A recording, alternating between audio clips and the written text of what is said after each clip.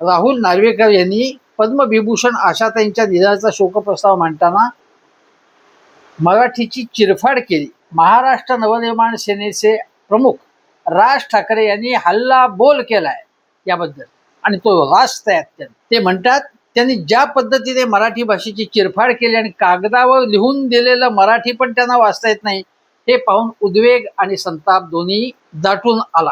वाचण्याआधी त्या कागदातनं भेळ खाल्ली होती का त्यांनी, आणि मराठी कशी वापरायची, हल्ला कसा करायचा, कुठल्या शब्दात करायचा किंवा उपरोध कसा करायचा हे संजय राऊतांना कळतं, तसंच राज ठाकरेंना कळतं. नार्वेकरांनी हा प्रस्ताव स्वाहिली किंवा हिब्रू भाषेत मांडला असता तरी चालला असता, कारण त्यांचं मराठी पण कळलं नाही आणि स्वाहिली हिब्रू तसं कोणालाच कळत नाही. ते म्हणतात की दीनानाथ मंगेशकरांचा उल्लेख त्यांनी दीनदयाळ मंगेशकर असा करतो. मास्टर दीनानाथ यांची पदं वाचून संन्यस्त खळगा असेल रणदुंदुभी आपण मोठे झालो.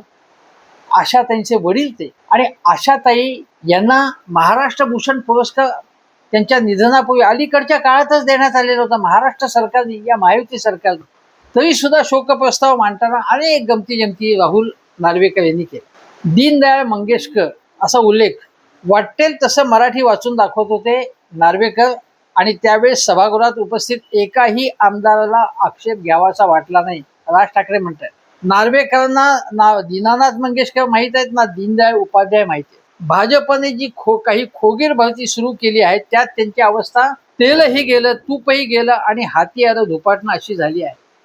आणि अक्षरशः चिंधड्या उडवलेल्या आहेत. काय जे चाललंय सभागृहामध्ये, ज्या प्रकारे शोकप्रस्ताव आशाताईंचा, इतक्या महाराष्ट्राला भूषण असलेल्या या गायिका, त्यापेक्षा वाहू नका तुम्ही श्रद्धांजली. कोणी सांगितलं तुम्ही शोकप्रस्ताव मांडू नका? शोकप्रस्ताव मांडला नाही तरी लोकांच्या मनामध्ये आशाताई आहेत.